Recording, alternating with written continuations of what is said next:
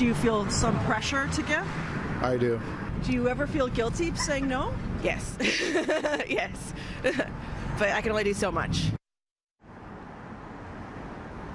At this time of year, consumers can feel bombarded by requests for charitable donations. For example, at the LCBO, they conduct 3 in-store, at the till, so-called prompted campaigns per year.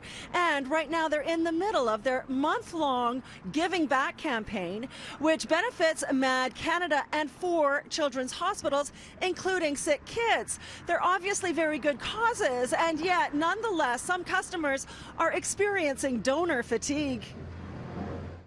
They go to the same place 3 times a day and they ask me 3 times. I don't think it's right. Yeah. It bothers you? It does bother me, yeah. I feel like I'm obligated to say yes. He is not alone. An Ipsos Reid poll from 2013 found 62% of customers oppose the practice of being asked for donations at the cash and expressed feeling pressured or embarrassed or even angry. And of course, it's not just the LCBO. There are dozens of retailers across the country who fundraise in this way. From Shoppers to Indigo to Loblaws to Toys R Us to Walmart, to name just a few. Consumers can get hit up several times a day. Their small donations of $1 or $2 or at the most $5 or $10, but they can add up.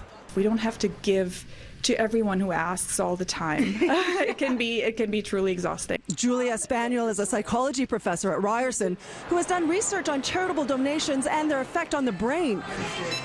She says the problem with being asked repeatedly for money is the mental process you have to go through to decide if you want to or not. It can be a little stressful and also mentally exhausting to do that calculus each and every time you go to a store. Right. And you just want to pay for your groceries and whatnot.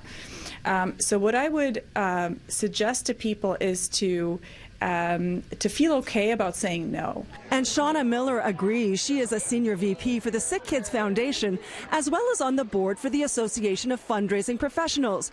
She says it's always up to the customer, and there's even training involved on how to make the ask and how to take the decline. She also says the Sick Kids Foundation continues to see growth of 5 to 10% a year in the At the Till campaigns, so their importance cannot be underestimated. It really is a tremendous amount of funding, and we rely on it on an annual basis. And certainly, I don't think people recognize the impact of all those $1, $2, $5, $10 donations. Yes. I don't think people realize that $7 million throughout the year is raised from these types of campaigns just for sick kids, let alone all the other charities.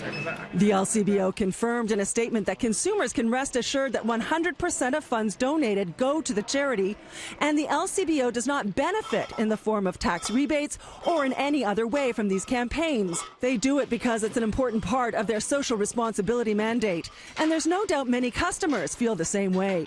I have a little personal thing where I always like to, so if they ask, I am tempted to give, yeah. Yeah, so just now you gave at the LCBO? Yeah, well, I know, I was just there twice, so one of the times. Yes.